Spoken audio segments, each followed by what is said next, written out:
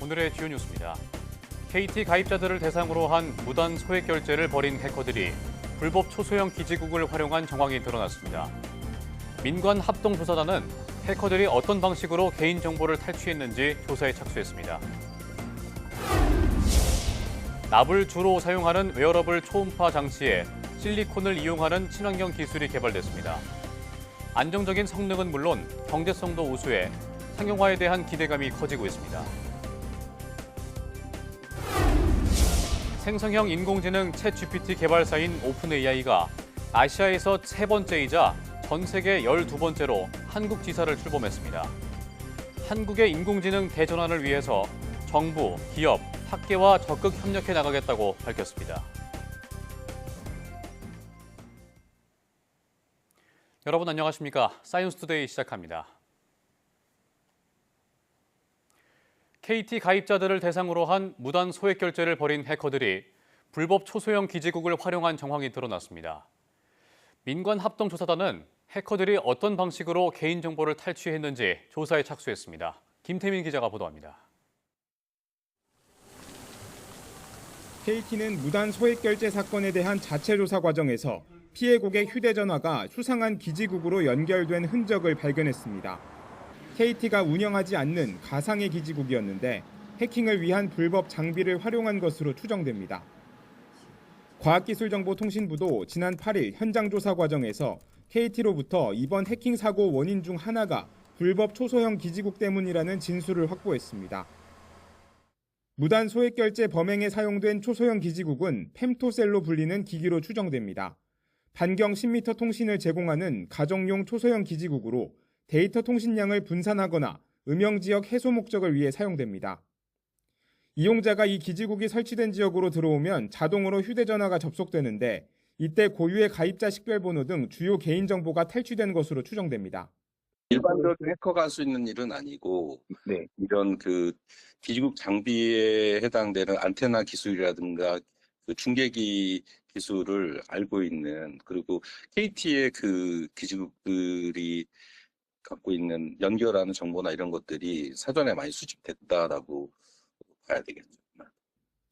KT는 당국 요구에 따라 초소형 기지국 장비를 활용한 통신망 접속을 전면 제한했습니다.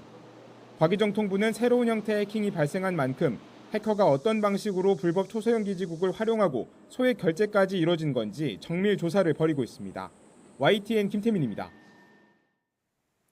최근 해킹으로 내부 정보가 유출되거나 해킹으로 의심되는 사건이 연이어 발생하면서 정부도 팔을 걷어붙였습니다.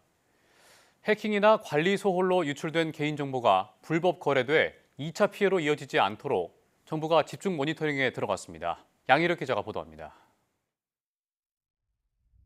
KT 이동통신 가입자 몰래 휴대전화 소액 결제로 빠져나간 피해가 최근 동시다발로 일어났습니다. 롯데카드는 해킹으로 내부 정보 1.7GB 분량이 외부로 새어나갔지만 무려 17일 동안 몰랐다가 뒤늦게 부랴부랴 대책 마련에 나섰습니다. 불과 넉 달 전 SK텔레콤 이용자 2,300만 명의 개인정보 대규모 유출로 충격과 분통이 채 가시기도 전에 발생한 일들입니다. 나의 소중한 개인정보가 언제 어떻게 누군가의 손에 들어가 악용될지 몰라 시민들은 불안에 떨 수밖에 없습니다. 가족들도 다 KT를 사용하고 있어가지고 다른 분들도 또 소액 결제가 또 될까봐 이미 지금 차단은 다 해놓긴 했는데 아무래도 또 그런 부분이 또 염려스럽죠. 또 될까봐. 이를 막기 위해 정부가 집중 감시에 나섭니다. 우선 3개월 동안 해킹이나 관리 부실로 유출된 개인정보가 거래될 수 없게 집중적으로 탐지하기로 했습니다. 불법 거래 시도가 발견되면 즉시 삭제 차단해 추가 피해를 막겠다는 조치입니다. 주민등록번호나 휴대전화 번호, 계좌번호 등이 노출된 게시물, 개인정보가 포함된 데이터베이스를 판매하거나 구매하는 게시물이 집중 감시 대상입니다. 해킹으로 이제 개인정보가 유출이 되면 금융사기라던가 2차 피해로 이어질 우려가 있기 때문에 저희가 연결고리를 사전에 차단하는 차원에서 집중적으로 모니터링을 하고 이와 함께 개인정보위는 롯데카드 해킹 사태나 KT 소액결제 피해와 관련해 사실관계 파악에 나섰습니다. 이를 통해 만약 개인정보 유출 사실이 확인될 경우 정식 조사에 착수할 방침입니다. YTN 양일혁입니다. 원자력안전위원회는 지난 4월부터 정기검사를 진행한 전남 영광 한빛 5호기 원전의 재가동을 허용했습니다. 원안위는 정기검사 과정에서 새로 교체한 원자로 헤드 관통관에서 0.7mm 크기의 누설이 발견됐지만 보수 작업을 통해 추가 결합은 없는 것으로 확인했다고 밝혔습니다. 또 지난 4월 검사 중 비상 디젤 발전기가 자동으로 가동된 것은 제어카드 고장이 원인으로 확인돼 교체한 뒤 점검을 완료했다고 설명했습니다. 앞으로 출력 상승 시험 등 후속 검사를 통해 안전성을 확인할 예정입니다. 질병관리청이 질병과 건강 정보를 수집하고 분석 활용하는 모든 과정에 인공지능 기술을 적극 도입하기로 했습니다. 임승관 질병관리청장은 앞으로 감염병 환자 역학조사 때 인공지능을 활용해 밀접 접촉자를 자동 선별하고 입국 검역 과정에도 AI가 의심 증상자를 자동 분류하도록 추진하겠다고 말했습니다. 또 사회관계망 서비스를 통해 확산하는 허위 건강 정보를 감시할 때도 인공지능 기술을 활용하고 개인 맞춤형 건강정보 제공에도 도입하겠다고 밝혔습니다. 건강 상태를 진단하는 웨어러블 초음파 장치에 납 대신 실리콘을 이용하는 기술이 개발됐습니다. 안정적인 성능은 물론 경제성도 우수해서 생용화에 대한 기대감이 커지고 있습니다. 임누솔 기자가 보도합니다. 병원 진단과 재활 치료를 위한 모니터링 등에 활용되는 웨어러블 초음파 장치. 기존 장치는 대부분 납을 이용한 앞전 세라믹을 사용해 인체와 환경에 유해하다는 지적이 제기돼 왔습니다. 그런데 국내 연구팀이 납 대신 실리콘을 기반으로 한 초음파 소자를 개발했습니다. 연구팀은 반도체 공정을 이용해 실리콘을 나노 기둥 구조로 정밀하게 가공한 뒤 초박형 패치를 만들었습니다.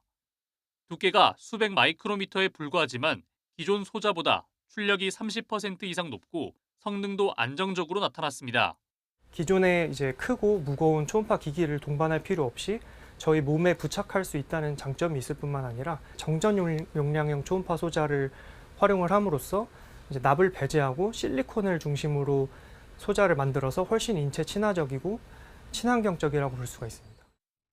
연구팀은 목처럼 움직임이 많은 부위에서도 혈류 속도와 혈관 지름을 안정적으로 측정했고 임상용 혈압계와 비교해 96.5%의 정확도를 달성했다고 설명했습니다. 특히 반도체 공정을 활용해 대량 생산이 가능하고 비용도 납 기반 장치의 20분의 1 수준으로 경제적인 게 장점입니다. 패치를 사용하면 태아의 건강 상태와 그다음에 직장인들이 아침에 출근하기 전에 본인들의 심혈관이나 아니면 뇌혈관 질환을 갖다가 빠르게 모니터링을 함으로써 혈압과 심박을 갖다가 측정을 할 수 있는 기술이 되겠습니다. 연구팀은 실리콘 초음파 패치를 무선화해 누구나 어디서든 빠르고 쉽게 본인의 건강 상태를 확인할 수 있게 할 계획입니다. YTN 사이언스 임늘솔입니다. 로봇 기술이 대중화되면서 중소 중견 기업에서도 공정에 로봇을 도입하는 사례가 늘고 있는데요. 품질이 안정되고 거래처가 크게 늘어나면서 기업 규모를 키우는 원동력이 된다고 합니다. 김근우 기자가 보도합니다. 볼펜 크기의 장치를 로봇팔이 정밀하게 조립합니다. 냉장고와 정수기 등에 들어가는 핵심 부품 워터밸브입니다. 크기는 작아도 불량이 생기면 냉장고 한 대를 통째로 망가뜨릴 수 있습니다. 예전에는 손톱만한 부품 20여 개를 일일이 손으로 조립해 생산량과 품질이 일정치 않았습니다. 하지만 로봇이 투입된 뒤 불량은 절반 이하로 줄었고 생산량은 크게 늘면서 판로도 해외까지 넓어졌습니다. 경쟁력을 확보하기 위해서는 가격 경쟁력과 품질의 안정성이 필요합니다. 그러기 위해서는 자동화가 꼭 필요했고 해외 글로벌 업체에 더 많은 물량을 확대할 수 있는 계기가 된 걸로 판단이 됩니다. 2년 만에 매출액이 100억 원 가까이 늘어 기업 규모도 중기업에서 중견기업으로 커졌습니다. 숙련 인력이 생산 대신 신제품 개발에 투입돼 빠르게 바뀌는 시장에도 대응할 수 있게 됐습니다. 로봇이 단순히 생산효율을 높이는 수준을 넘어 기업 경쟁력을 키우고 공급망도 확대한 겁니다. 중소기업은 아직도 굉장히 위험하고 그리고 이제 또 수작업으로 하는 공정들이 굉장히 많이 있습니다. 생산 향상이나 불량률 저감 등의 효과가 지금 대기업보다는 훨씬 크게 보실 수가 있다고 생각됩니다. 로봇산업진흥원은 올해까지 기업 600여 곳이 공정에 로봇을 도입할 수 있도록 지원했습니다. 자동화가 중소 중견기업의 생존과 성장을 좌우할 과제로 떠오른 만큼 내년부터는 사업 규모를 더 늘릴 예정입니다. YTN 김근우입니다. 제네바, 디트로이트와 함께 세계 3대 모터쇼인 독일 국제자동차 전시회 IAA가 뮌헨에서 막을 올렸습니다. 독일은 물론 우리나라와 중국 등 글로벌 완성차 업체들이 잇따라 전기차 신모델을 쏟아내며 유럽 시장을 공략했습니다. 손효정 기자가 다녀왔습니다.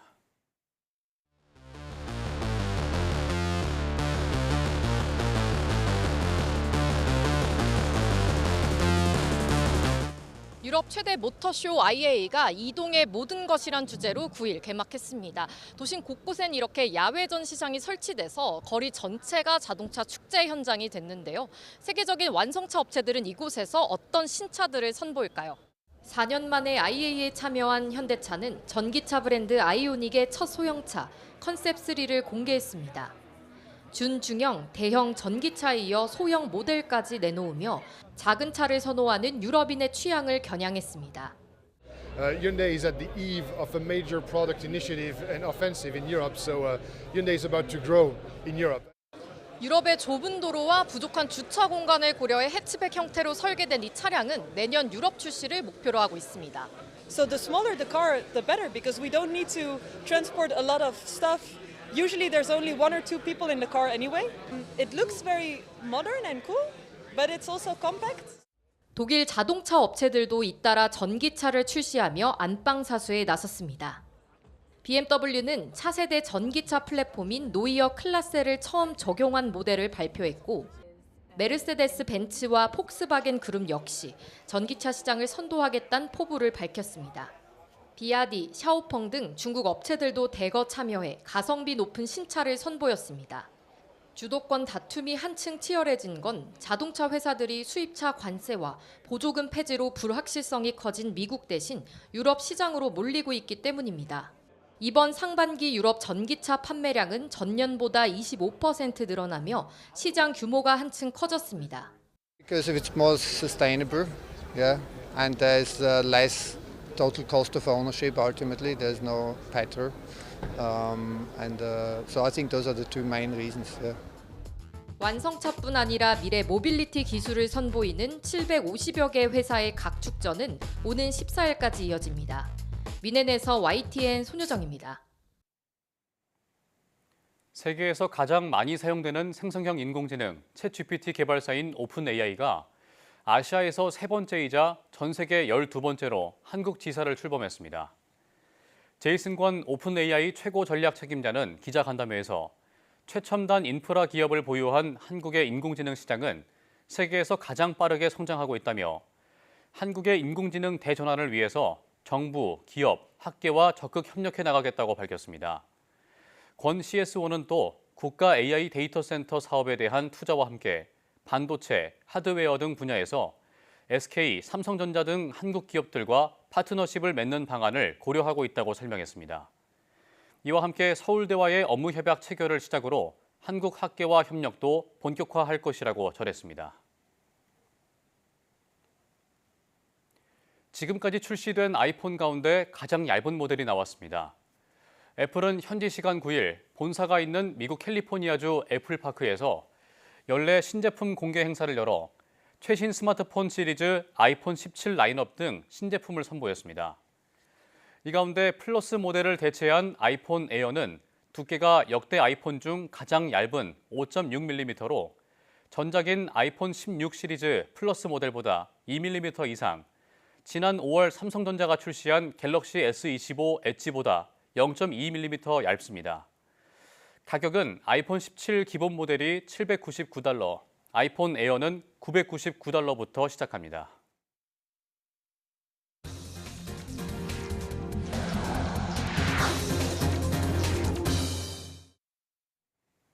강릉 가뭄이 장기화하면서 크고 작은 피해가 잇따르고 있습니다. 특히 어려움을 겪고 있는 게 바로 지역 농민인데요. 자식 같은 농작물이 타들어가고 있다며 대책 마련을 호소했습니다. 홍성국 기자가 취재했습니다. 추수를 앞둔 벼처럼 누렇게 말라버린 대파밭. 가뭄으로 농업용수가 끊기면서 물을 제대로 주지 못했습니다. 인근 배추밭도 사정은 다르지 않습니다. 겉으로 보기엔 푸릇푸릇 잎을 키워가고 있는 것처럼 보이지만 자세히 보면 상황은 심각합니다. 모두 같은 날 배추 모종을 심은 밭입니다. 물을 제대로 공급받지 못하면서 일부는 이렇게 자라지 못했고 심지어 말라 죽기까지 했습니다. 김장철을 앞두고 수확을 기대한 농부 마음은 타들어갑니다. 이 때려 놓치면은 1년 기다려야 되고 이 배추 상태 이거 상인인데 팔아야 되는데 이 팔지 못합니다. 그래서 이 다시 1년을 기다려야 되는 아직까지도 비가 이렇게 잘 오지 않고 하기 때문에 참다 못한 농민들이 대책을 요구하고 나섰습니다. 최우선 과제인 식순환 해결을 위해 총력을 쏟고 있는 사이 타들어가는 농작물은 철저하게 외면받았다고 하소연했습니다. 이제는 기다리는 비가 내려도 농작물이 제대로 자랄지 기약할 수 없는 상황. 강릉을 특별 재난지역으로 선포하고 농업 피해를 조사해 긴급 재난지원금을 지급해주기를 정부에 요청했습니다. 1년 농사를 망쳐버린 농민들은 당장 추석을 코앞에 두고 막막한 상황입니다. 하늘에서 비를 내려주지 않으면 농사는 포기할 수밖에 없습니다. 소방과 군, 해경까지 급수 지원에 나선 덕분에 감소폭은 다소 줄었지만 저수율은 연일 역대 최저치를 갈아치우고 있습니다. 급수 제한 조치로 시민 불편은 가중되고 영업 차질에 말라 죽는 농작물까지 가뭄 피해가 눈덩이처럼 불어나고 있습니다. YTN 홍서욱입니다. 재난 사태가 선포된 강릉 지역 가뭄 대처를 위해 도암댐 용수를 생활용수로 사용하기로 했습니다. 강원 강릉시는 보도자료를 통해 평창군 대관령면 도암댐과 연결된 도수관로 비상 방류수를 한시적으로 수용한다고 밝혔습니다. 규모는 하루 10,000톤 정도로 강릉시는 비상 방류수가 남대천으로 유입되는 과정에서 별도 배관을 설치한 뒤 홍제 정수장에 연결할 계획입니다. 배관 설치 공사 이후 시험 방류는 오는 20일쯤 가능할 것으로 예상하고 있으며 강릉시는 논란이 된 수질 문제의 경우 수질검증위원회를 구성하고 자체 수질 검사를 진행할 계획입니다. 취업자 수가 석 달째 10만 명대 증가세를 보였습니다. 하지만 제조업과 건설업의 고용 부진은 계속됐고 30대 쉬었음 인구는 32만 8천 명으로 8월 기준 역대 최대를 기록했습니다. 보도에 오인석 기자입니다. 통계청이 8월 고용 동향을 발표했습니다. 지난달 취업자는 2,896만 7천 명으로 지난해 같은 달보다 16만 6천 명 늘었습니다. 지난 6월 18만 3천 명, 7월 17만 1천 명에 이어 3개월째 10만 명대 증가입니다. 산업별 취업자를 보면 보건복지업은 30만 4천 명, 교육서비스업은 4만 8천 명 증가했습니다. 보건복지는 돌봄 수요 증가와 노인 일자리 등 직접 일자리 사업 효과로 증가폭이 커졌습니다. 반면 제조업과 건설업의 고용 한파는 계속됐습니다. 제조업 취업자는 6만 1,000명 줄면서 14개월째 감소했고 건설업 취업자는 13만 2천 명 줄며 16개월 연속 감소세를 이어갔습니다. 국내 건설업황 부진이 쉽게 해소되지 않고 있는 데다 대외적으로 미국발 관세 악재가 지속되는 흐름을 고려하면 제조업과 건설업 고용이 나아질 조짐은 보이지 않는 상황입니다. 연령대별로는 60세 이상 취업자가 40만 1,000명 늘었지만 15세에서 29세 청년층에서는 21만 9천 명 줄었습니다. 15세 이상 고용률은 63.3%로 지난해 같은 달보다 0.1%포인트 상승한 반면 청년층 고용률은 1.6%포인트 하락하면서 45.1%로 떨어졌습니다. 청년층 고용률은 16개월 연속 하락세가 이어졌습니다. 통계청은 최근 경력직 선호가 강화되고 수시 채용으로 가면서 청년층에 불리하게 작용하고 있다고 분석했습니다. 일도 구직 활동도 하지 않은 쉬었음 인구는 264만 1,000명으로 7만 3천 명 증가했습니다. 특히 30대 쉬었음은 32만 8천 명으로 1년 전보다 1만 9천 명 늘며 관련 통계 집계 이후 8월 기준 규모로 역대 최고치를 기록했습니다. 20대 슈어스մ 인구는 43만 5천 명으로 3천 명 줄었습니다. YTN 오인성입니다. 시민 누구나 자신의 체력 상태를 측정하고 전문가에게 맞춤형 운동 처방을 받을 수 있는 체력 인증센터가 올해 하반기부터 자치구마다 한 곳씩 운영됩니다. 서울시는 2030년까지 건강 수명은 3세 높이고 운동 실천율은 3%포인트 올리겠다는 목표를 담은 종합계획 더 건강한 서울 9988을 발표했습니다. 특히 이번 계획 수립에는 저속 노화 열풍을 이끈 주역이자 지난달 위촉된 정희원 서울건강총괄관이 적극 참여해 정책 완성도를 높였습니다. 정 총괄관은 저속 노화를 위한 고속 정책을 추진하는 도시를 목표로 시민들의 건강을 세심하게 살피겠다고 밝혔습니다. 선선한 가을 궁궐을 거닐며 우리 전통 문화를 다채롭게 즐길 수 있는 축제가 펼쳐집니다. 국가유산진흥원은 다음 달 8일부터 12일 닷새간 경복궁, 창덕궁, 창경궁, 덕수궁 등 4대 궁과 종묘에서 가을 궁중문화축전을 개최합니다. 한복을 입고 전통놀이와 공예를 체험하거나 조선시대 밤하늘을 보는 야간 해설 프로그램 등 다채로운 행사가 열립니다. 중국에서 샤오미 스마트폰이 폭발해 3살 배기 아이가 화상을 입는 사고가 났습니다. 올해 한국 시장 진출을 본격화하고 있는 샤오미의 안전 문제가 또다시 도마 위에 올랐습니다. 베이징 강정규 특파원입니다. 집안 소파 위에서 뛰어놀던 아이의 얼굴 주변에서 갑자기 불길이 뿜어져 나옵니다.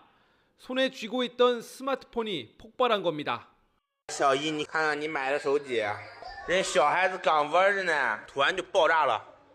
중국 장쑤성 쉬저우에 있는 가정집에서 사고가 난 건 현지 시각 지난 7일 저녁 6시 15분쯤 3살 배기 남자아이는 손과 발에 깊은 화상을 입었습니다.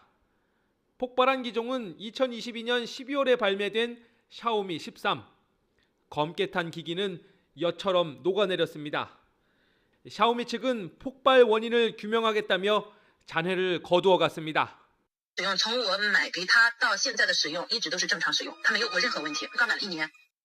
앞서 2023년 7월 인도에선 홍미 노트 5가 폭발하면서 8살 어린이가 숨졌습니다. 그해 3월엔 역시 인도에서 샤오미 11이 연기를 뿜으며 타올랐는데 당시 샤오미 측은 임의로 장치를 열어본 고객 책임이란 조사 결과를 내놨습니다.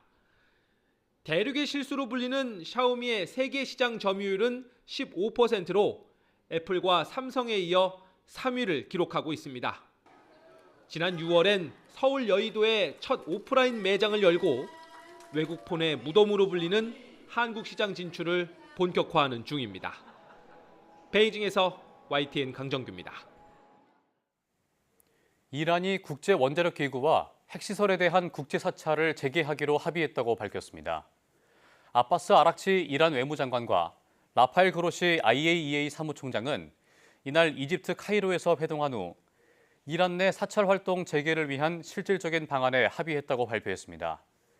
구체적인 합의 내용은 공개되지 않았습니다. 다만 그로시 총장은 공동 기자회견에서 이번 합의는 기술적인 성격을 띠고 있다며 핵 확산 금지 조약에 따라 이란에서 재개돼야 하는 필수적인 사찰 활동을 강조했습니다. 이란 외무부는 이번 합의에 대해 미국이 이란의 평화적 핵시설을 불법 공격한 이후에 새로운 상황을 고려해 이루어졌다고 설명했습니다.